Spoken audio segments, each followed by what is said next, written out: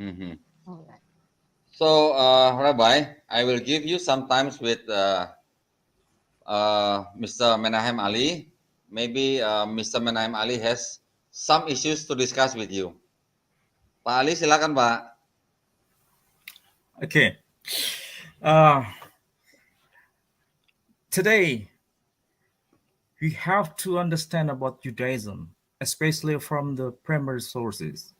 And we know that Rabbi Tovia Singer is a representative, really great man for us to teach about the Judaism in the perspective from the source.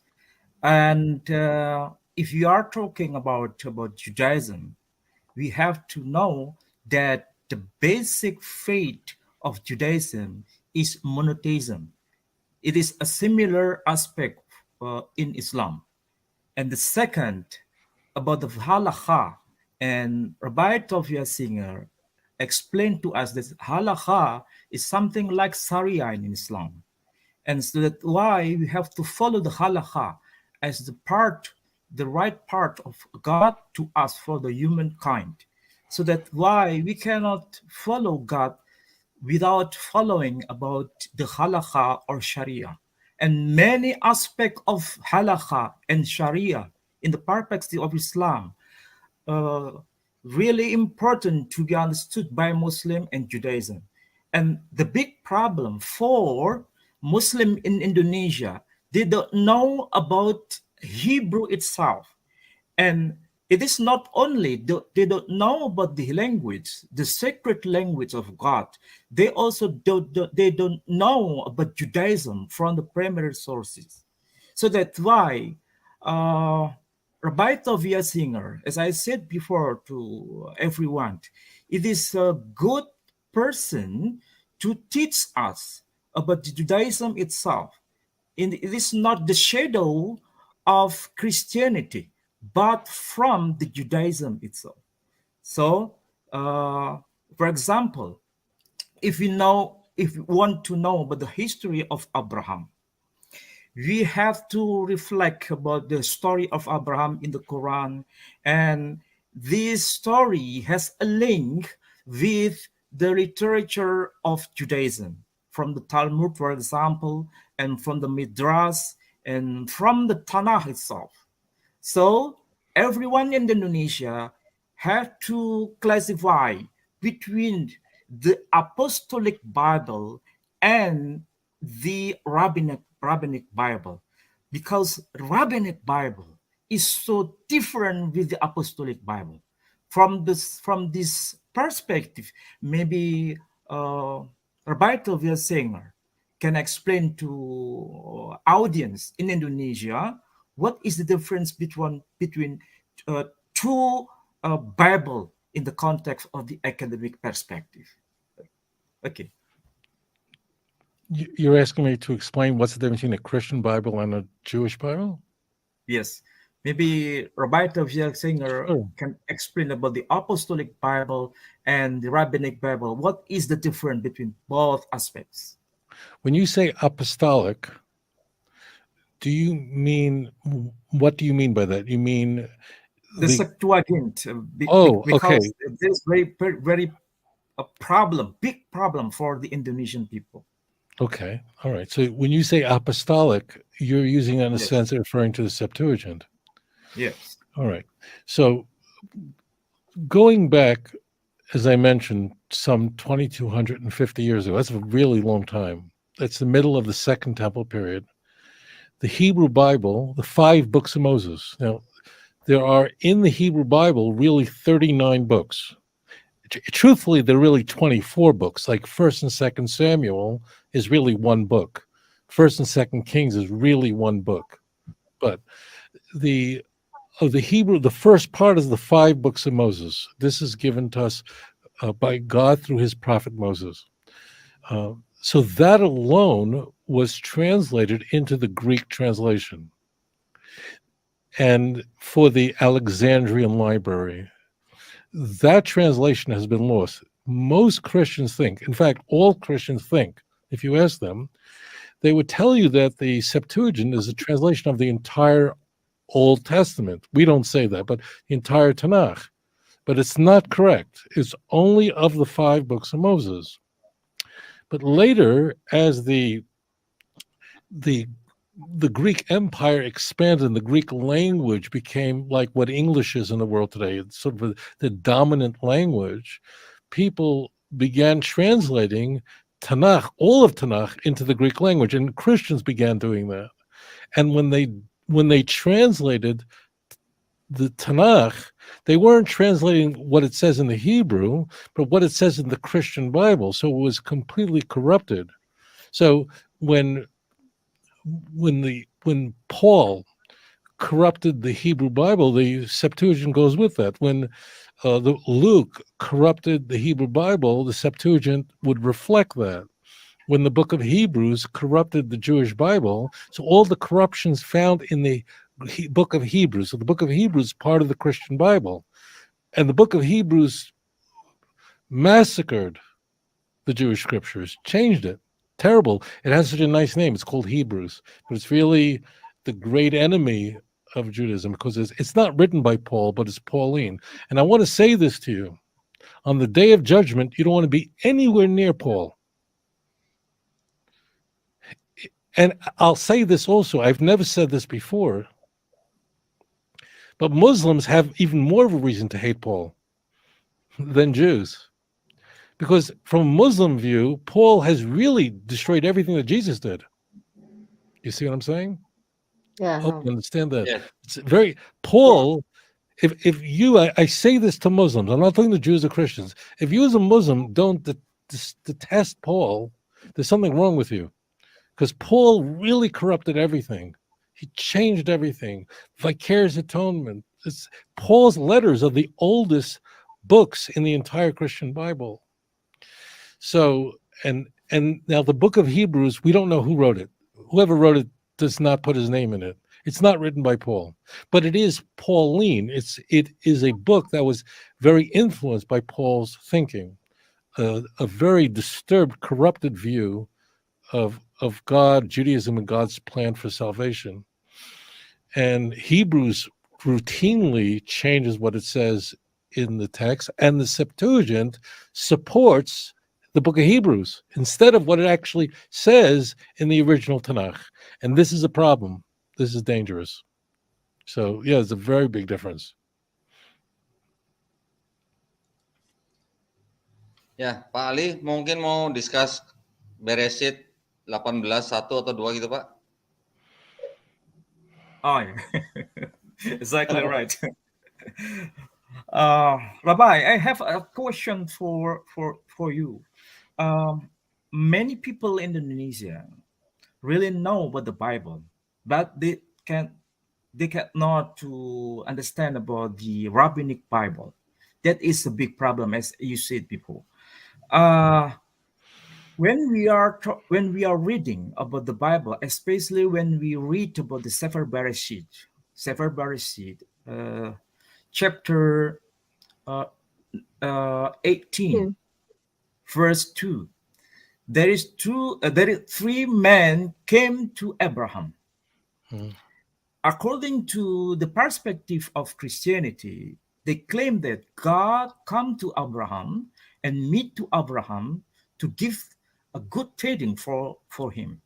And according to the Judaism, especially to the perspective of Judaism, I think it is not the confirmation about the coming of God to Abraham based on 3 persons as the Trinity.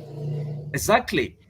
So that's why we have to learn directly from Rabbi, because if Muslim explain about this perspective, they don't know and they don't want to know. But it is the other idea. If Rabbi can explain to us, it is very important for the audience today. Yeah, I want to explain this because as it turns out, thank you, Menachem. I love you, dear brother. It's very wonderful to hear us. So as it turns out, you don't even need a rabbi for this. And when you asked me earlier about a Christian who can maybe study Hebrew, this is where you get into trouble. It actually says it in the text. There are 3 angels. So the text in Genesis, you're right, chapter 18, verse 2, it says Shloisha Anoshim, which means 3 men. It means 3 beings. Yes. Now, each angel had a separate job. One was to inform why 3? One was to inform Abraham that next year he'll have a baby. Big, very important message.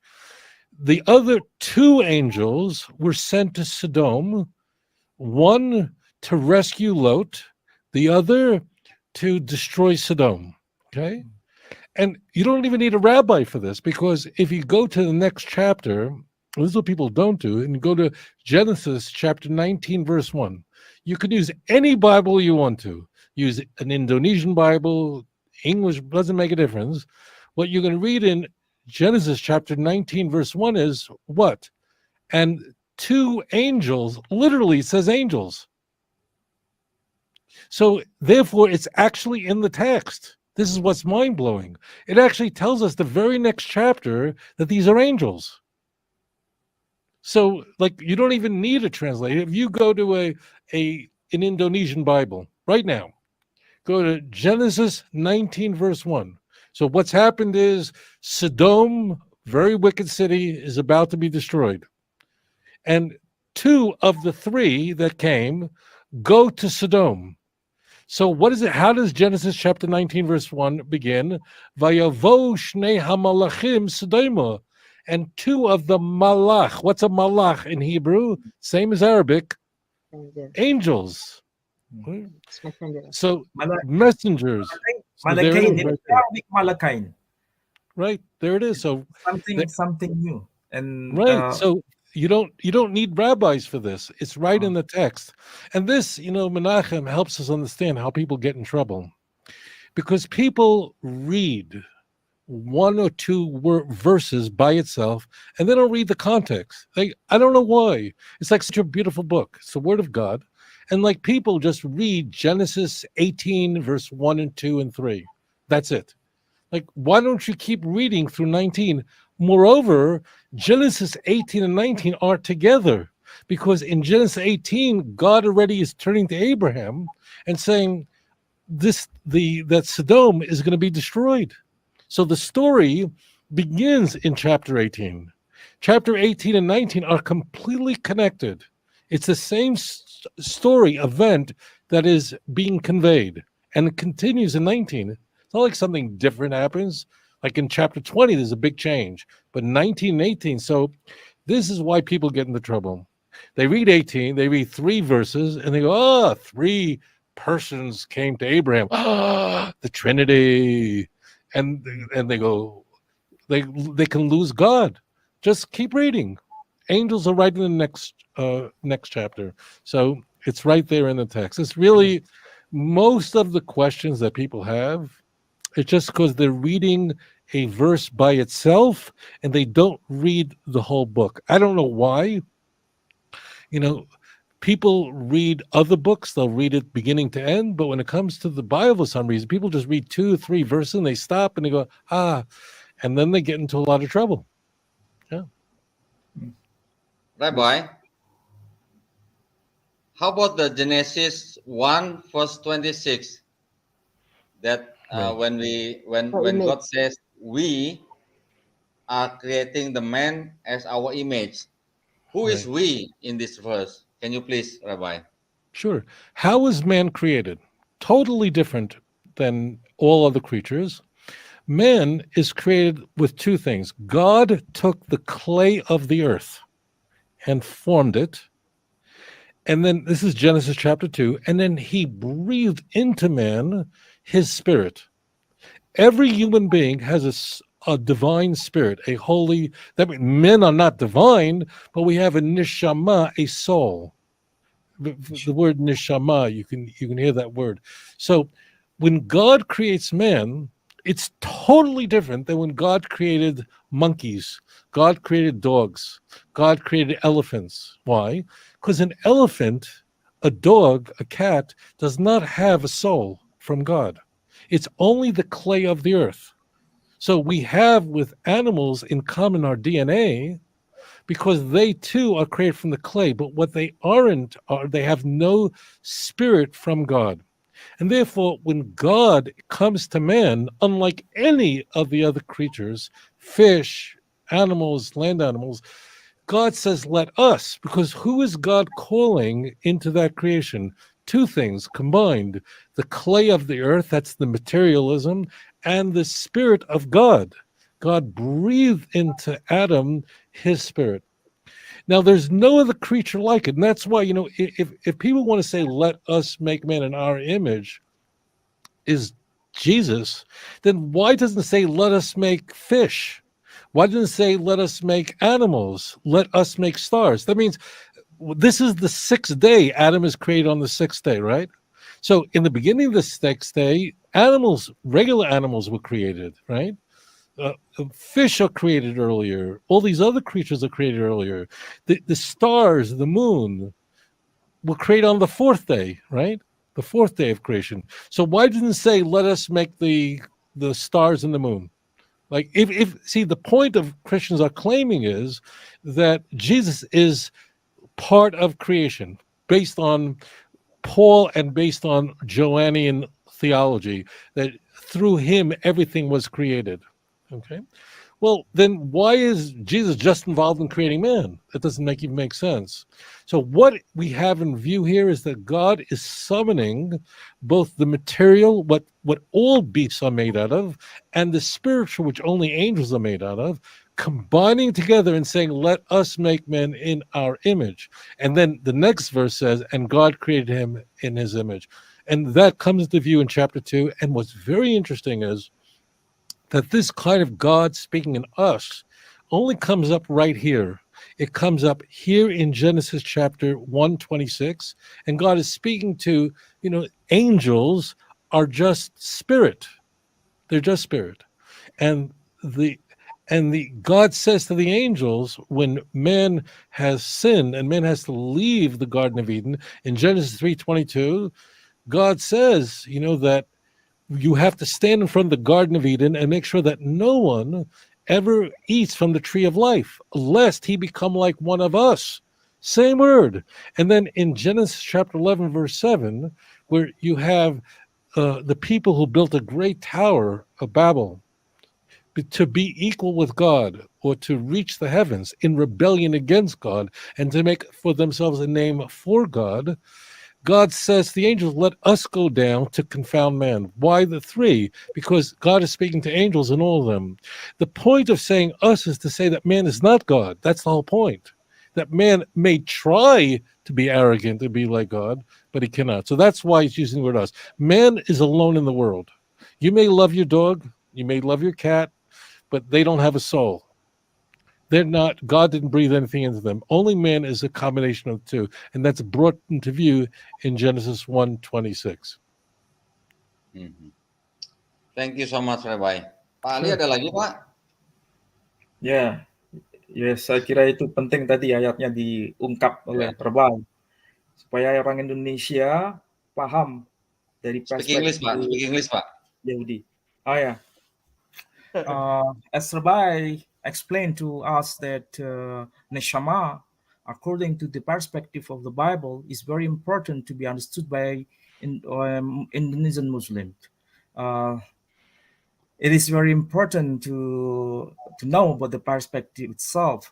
So that's why what is the meaning we, according to the perspective of Hebrew Bible or Hebrew language, nahnu, and also similar in Arabic, nahnu. In Arabic, this is majestic plurality, means majestic plurality. It is not reflect to the Trinity itself, but lita'zim, according to the Arabic perspective. And I explain to us as we know that. Very powerful, yeah. Rabbi, I exactly want to know how we have a method for, if we want to know about the study of Judaism, especially for Indonesian people, because they don't have primary sources to understand about midrash, for example, and they don't have about the Jewish literatures, and how we can do study from the perspective of rabbinic from the rabbinic perspective, because we really want to know exactly teaching of Judaism itself. But Maybe we can Menachem, recognize. I don't know of anybody who can better answer that question than you. Meaning, here you are, an Indonesian Muslim who decided to committed himself to learning Hebrew and studying midrashim, studying the rabbinic literature, and you've done that. I'm very, very proud of you. So you are a better example of that than me, right? And I think that you can best convey to your Muslim audience, to your Arabic and Indonesian-speaking audience about rabbinic teachings, and because you have engaged that so well. So I think you are much more qualified to answer that question than I am. All right, maybe Bu Etika, you have something to ask Rabbi? Yeah, maybe they can learn from the Noahide channel, Noahide channel by Pak Leo. I think for Indonesian, I think that's a good source also from Pak Leo, because it under your foundation, right, Rabbi? And then I think the problem when I saw your debate with Professor Solberg. Professor Yeah, Solberg. on the 17th of July. You remember that? Mm-hmm. I think that the problem is the same.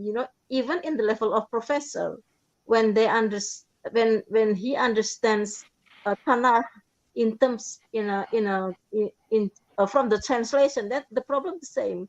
He still thinks that Isaiah 53 is about Jesus, and other verses that he thinks it is a prophecies of Jesus, because that's why even in the level of professor, so sometimes I'm wondering why he's a professor, but he still regards the Isaiah 53 as a prophecy of Jesus.